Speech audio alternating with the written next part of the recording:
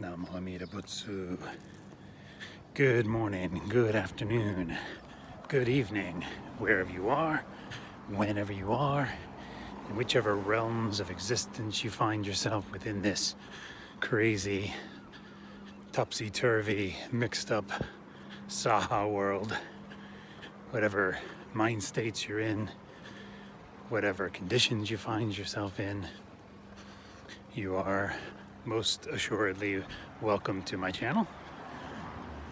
Today, I wanted to talk about a few things. We'll see how it goes. It might wind up only being one thing or two things, but there's a few things I wanted to kind of cover in there. Well, two of them are very related, I'd say, but and come from kind of the same place as far as the passages I'm going to be referring to. We'll just start it off. So one thing is the idea of this being the easy path. You know, that Kyogyoshinsho is the easy path.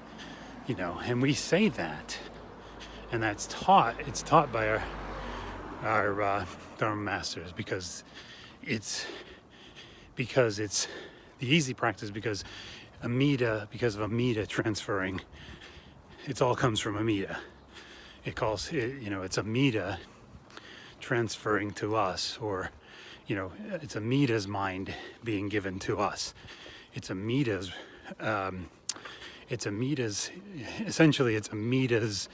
Buddha mind, or Amida's enlightenment, if you like, that's being given to us.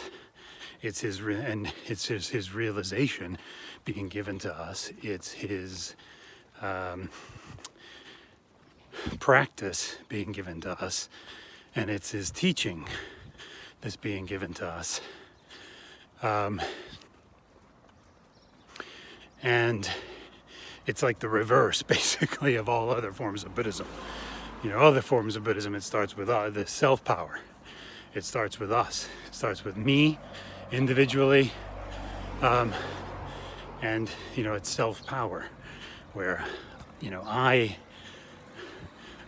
go for learning to a sangha, to a teacher, for the teaching, and then I start to put it into practice, and it's based on my own understanding of the teaching, and my own ability to do the practice based on the teaching and the guidance and whatever I'm getting from the teachers or the sangha, or both. I should say, really, the teacher and the sangha, and then or teachers and the sangha is what I was trying to say, and then eventually, through teaching and practice, there's a gradual process of realization, and then the idea is eventually through that you attain enlightenment. You realize Buddhahood. You realize Buddha nature, whatever. You realize sunyata. You end up with the cessation of suffering, and which is samsara, and have nirvana, which is you have the cessation of suffering, which is nirvana, is what I was trying to say there. Sorry, I started to confuse it. So, and also, not only is it your effort in one particular lifetime, but many, many, many, many countless kalpas of rare human births where you're having to do this to achieve the merit, to continue to use your merit and achieve your merit. So it's all based on your merit, accumulating merit over time. And this is also hard because you wind up, you could get really, really far along in that process over countless kalpas of lifetimes, and in one lifetime lose all that merit, and be back down, end up in the hell realms or lower realms, and be like, oh, it was just not all a waste of time, in a sense. I mean, never practicing the Dharma is never a waste of time. Being connected to a Buddha giving you teaching, Buddha giving teachers or Buddhist teachers giving you teachings, encountering the Buddha Dharma, practicing the learning it, none of that's ever a waste of time, ultimately. But all that work you did could just within one lifetime be swept away as far as all this your merit. So anyway. So it's the easy path compared to that, it's the easy path compared to the sage path. The sage path is very, very difficult, very grueling, slow, excruciatingly difficult process. All based on yourself and your own so-called merits. Whereas in Gyodoshinshu, we're receiving all that from Amida. It's the reverse. It's based on other power. It's all on Amida's power. It's all based on Amida's all the work he did over those kalpas, all the work he did as Bodhisattva Dharmakara over those countless, however many kalpas of time, 5 kalpas I think of time is what is taught in the sutras of time. All that he did and all that merit, that limitless merit of a store of merit, and he went to all the Buddhas to learn all the best practices to save all beings. And he just did went through all kinds of things over, countless lifetimes in 5 kalpas of time, and different existences and everything. Anyway, so he accumulated all the merit, he accumulated all the virtue. So there's this limitless store of virtue, the ultimate Buddha of the ultimate compassion and ultimate wisdom, gives his limitless storehouse freely to us. It's already being given. It's from the moment he became Buddha Amida, 10 kalpas ago. Sorry, 10 kalpas ago, as it says in the sutras. He's been giving his light, his compassion, his wisdom, his mind, his merit, his virtue, and to any beings who hear his call and hear the name and embrace the name and embrace, and rely on him and entrust to him wholeheartedly. Without any doubt, entrusting to him. So it's all from him. Like, we don't have to do any of that work. So that's why it's called the easy path. We don't have to do any of that work. However, and I'm sure there's other things you could note, specific things where this is explained by the Dharma masters, but I can't think of them offhand. But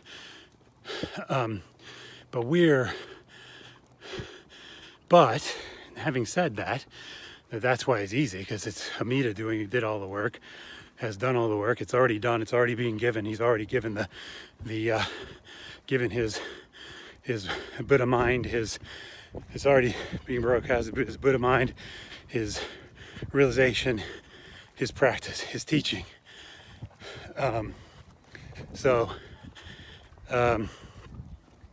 It's pretty simple. In that sense, that's why it's easy. So we're not doing any work, but it is it's referred to as something like the greatest of all difficulties, the greatest difficulty of all difficulties. Shinjin says hard to encounter, and something like hard to encounter, and this is in the preface I'm going to be referring to about another quote that he says, but in the preface says, hard to encounter in countless kalpas or something like that. The true teaching of the Pure Land Way, essentially. Amida's light, what have you. So it's the hardest thing,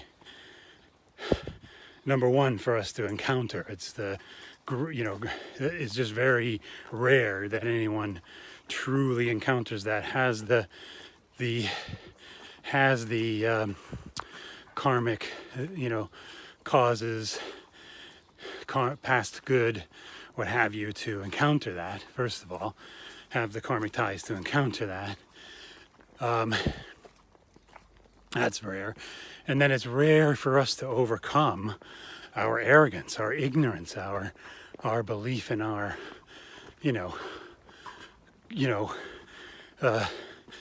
our belief in ourselves and our capacity. We can't, it's our egotism, our delusion, our blind passions, all that stuff obscures us from the truth of our situation. So it's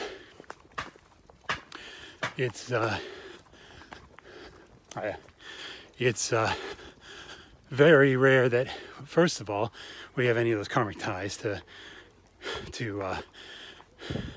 bring us to where we actually encounter the Buddha Dharma, and in fact, even rarer to encounter the true teaching, the essence, the authentic teaching of the Pure Land Way, that is Gyoshinsho. But I think to encounter any Pure Land teaching, it's rare. In countless lifetimes to encounter that. So there's that. Then there's also us it's rare that we can, through the haze, through the complete, totally dreamlike, nightmarish, ridiculous perceptions of our bamboo minds, and all the obscurations and all the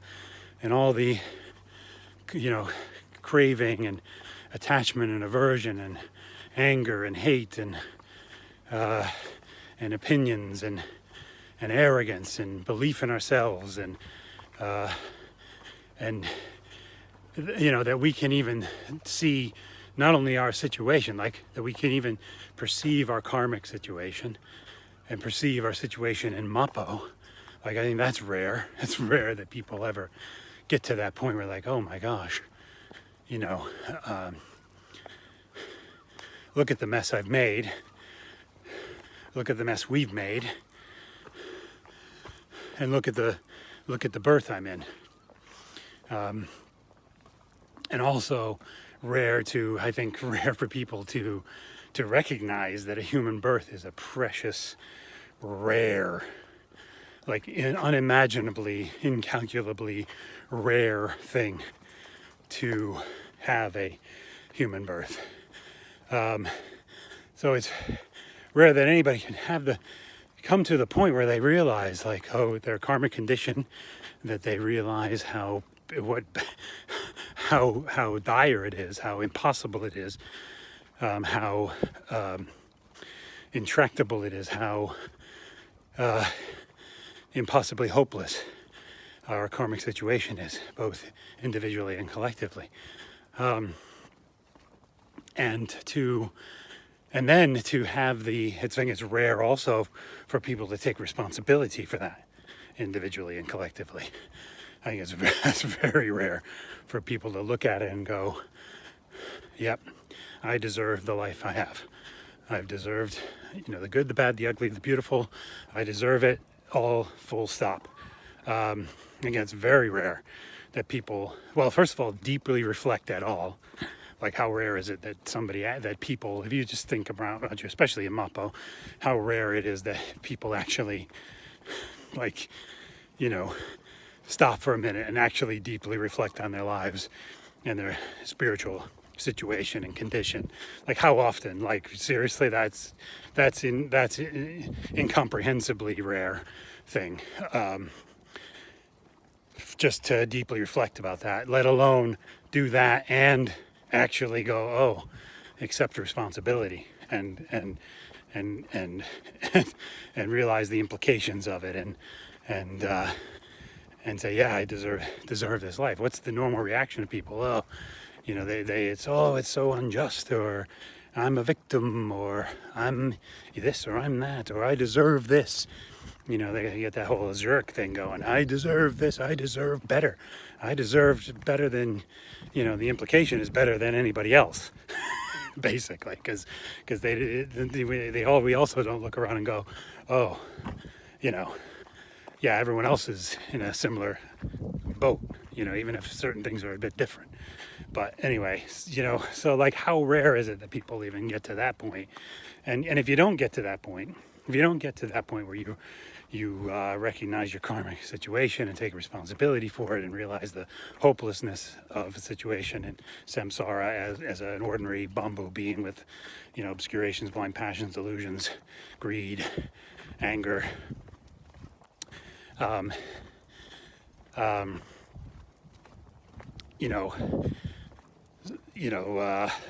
how rare is it that people like actually come to that conclusion, see their situation, and then actually, how rare is it that they actually do something about it? How rare is it that they actually get to a point where they're like, okay, yeah, what do I do? And then when they get to that point, how rare is it that they actually get to Joroshinshu, that they encounter Joroshinshu at that point? How rare is that? Like, where they go, first of all, how rare is it they even encounter the Buddha Dharma? First of all, that's the first step. Usually when people get to that point, it's some other religion. They're like, oh, it's the religion of their culture, or, they have a reawakening about their religion of their own culture or their own family, or they seek out, some kind of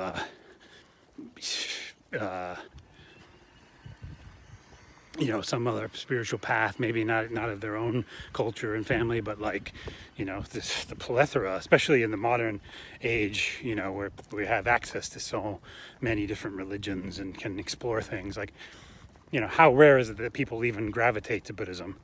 And if they do, there's another aspect of that. How good is the Buddhism they're being taught? How helpful, of the Buddhism that people might be learning. I mean, any amount of it, even if it's distorted and diverted and watered down and westernized or scientized or whatever it is, or modernized. Any encountering of the Dharma, even in that, will Buddhism, bodhisattvas, and through Amida, ultimately Amida, can use to guide people, or at least plant a seed or what have you. But how rare is it that they'll even find worthwhile Buddhism to pursue? And then how rare is it they're going to be able, that they'll come to the conclusion once they're trying to practice Buddhism, for off and on, for over a whole life, there's their present lifetime. How many people do that? So many people do that.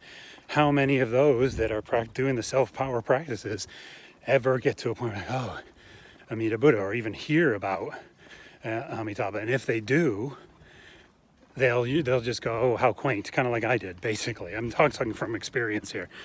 And luckily, I do have the good causes from the past to, for that seed to be firmly implanted during this lifetime. I'm sure there have been many countless seeds planted in many other lifetimes, but fortunately, that one germinated in this one that I experienced in the 90s, that Tricycle magazine article I read. But so I'm speaking from experience here of going for, whatever it was, I guess from how many years? That would have been like, I went for, until I really took any serious, notion that of my karmic, really full full, not full, any full kind of real focus on Pure Land teachings and Jodoshinshu was after about 15, 20 years of focusing on other forms of Buddhism, before I just began my journey in the mid-noughties, the mid-2000s of Pure Land and ultimately Jodoshinshu, pursuing that. And even while I was pursuing Jodoshinshu from that point, the mid-noughties till now, for off and on with that, I kind of was going back and forth with other forms of Buddhism, even Nichiren Buddhism, Tendai Buddhism, and Vajrayana. So, it took a long time for me, even having really had a strong encounter with and a strong seed planted, and then the strong seed that germinated later in life in the mid-noughties. However, it still took me, almost 15 years to actually get to the point where, I was really serious about Jodoshinshu. Really, I've been serious about it since then. Really serious about Pure Land and Jodoshinshu since the mid 2000s. But just where I was, that came together, plus coming together of realizing my karmic situation, all those things I've just been talking about, finally kind of came together. So, I'm talking from some experience there of how of the difficulties involved. So, and then once you get to the point where you actually, so how rare is that, where people start to get to the point where we've gotten to, where I've gotten to, where you really are taking your karmic situation completely seriously. You have no doubts kind of about you have little doubt, I should say, little doubt about your karmic situation, and little doubt about your need for Amitabha's other power, vow, name, mind. So how rare is it that you even get to that, people even get to that point? And then once they do, once they do get to a point where they're kind of taking it seriously and know the teaching, how rare is it where they're just able to go, I need Amitabha, that's it. Fully entrusting to Amida, like it's very rare. And the Dharma masters point that out. Shinran himself points that out in different places. How rare it is that people end up relying on Amida, how rare it is that people have true and real shinjin. It's very rare. So, the reason I'm saying all this is there are certain schools of thought, I'd say, within people who claim to be Jodoshinshu,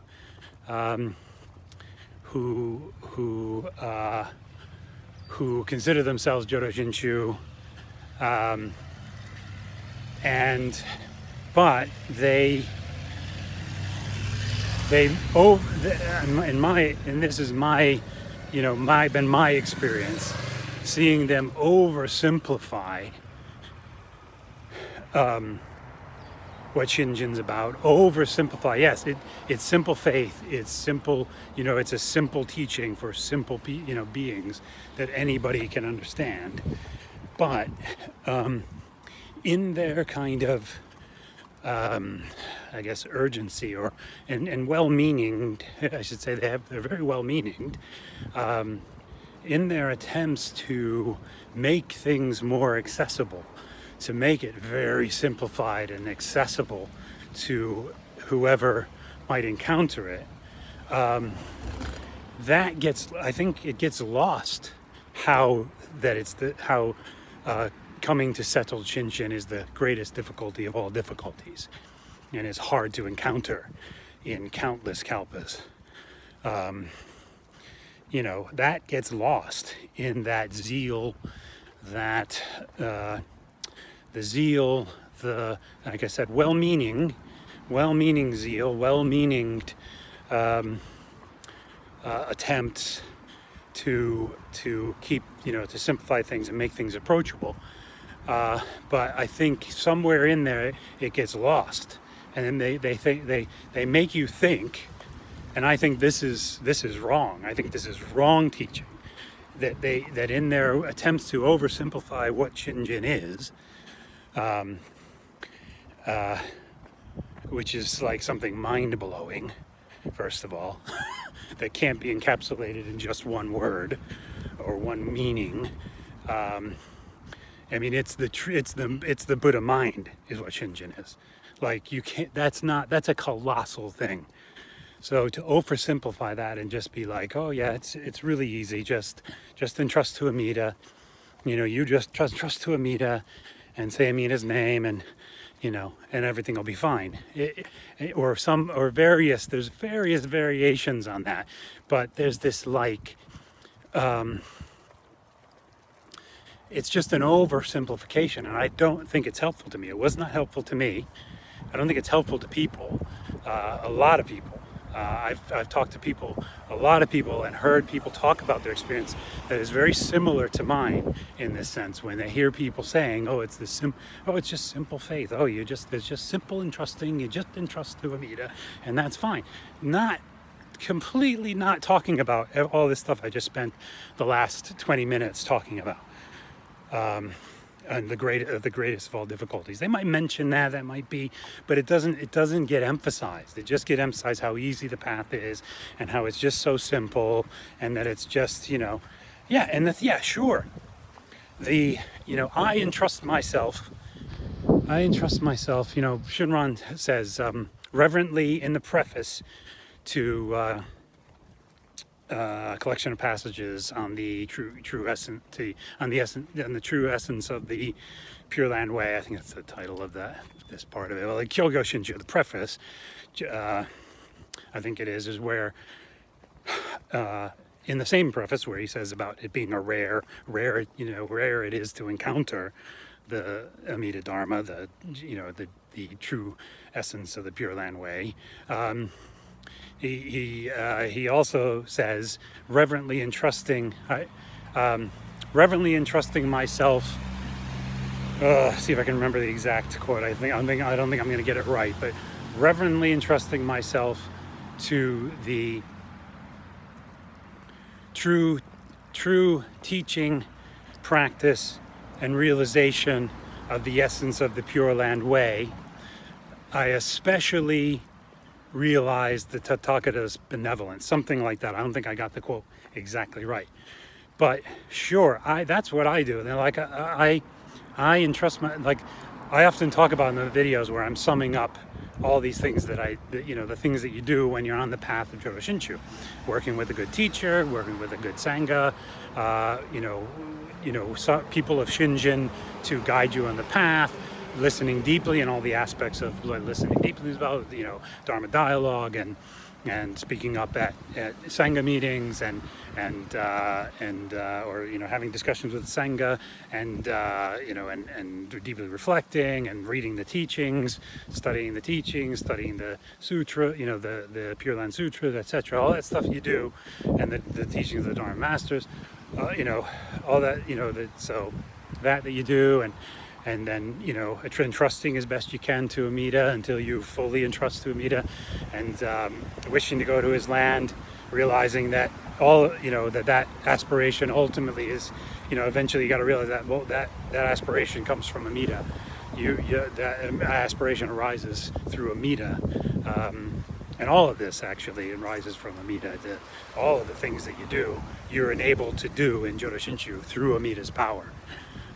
To even be able to do it, and hear it and receive it and practice it. And the reason we don't say practice is because it's all, like I said in the beginning, it's all flowing from Amida. So I'd rather just say I'm entrusted. I like how Shinran words that. I entrust myself to the true teaching, practice, and realization of the of the essence of the Pure Land Way, or whatever that is. That's what I do. I entrust myself to these things that are Amida's practice. I entrust myself to these things that are the I entrust myself to these things that are the Buddha mind of Amida, that are from the Buddha mind of Amida, that are from his realization, that are from his practice, that are from his teaching. I entrust myself to those things rather than even say I practice them, because it's Amida's practice. And that's a better way. And I often sum up all these things you do on the Jodoshinshu path, all the various things we do, but that's essentially what it is. And we're entrusting ourselves to Amida's mind, to Amida's realization, to Amida's practice, to Amida's teaching. We're entrusting ourselves to those things through doing these things that we're taught to do and learn to do in Jodoshinshu. And yes, so all those things are simple to do, but and it's a simple path, it's a simple practice, and it's all enabled. It all arises from and is enabled by Amida. But to get to the point where you really see your karmic situation and really entrust to Amida, because of all this stuff and more, gazillions more that I didn't even talk about, is very difficult. It's very difficult. So I personally found it frustrating over the years when that would the simplicity of it is overemphasized by well-meaning people, and sometimes very good teaching people who have very good knowledge of the teaching, and and in other ways are very good teachers.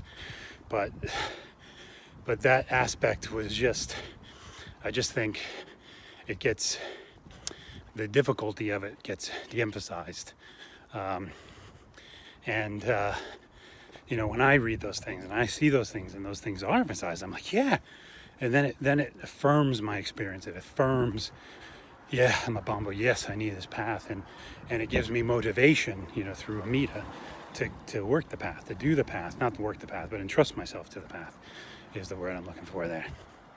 So, so those in this topic today was the two things. It was two of the things I wanted to cover. The other one's not really related, so I'll probably do a separate video on that. That's a whole nother topic, but I did get to the two things I wanted to talk about, which was the rare to encounter and the greatest difficulty of all difficulties, and that whole idea of entrusting to Amida's Buddha mind, and trusting to Amida's realization, and trusting to Amida's practice, and trusting to Amida's teaching, rather than me practicing it. If you see what I mean. Doing these things, I'm entrusting to those things. Doing what I do in Jodoshinshu, I'm entrusting to those things. Anyway, that's it. Thank you very much, and Namo Amida Butsu.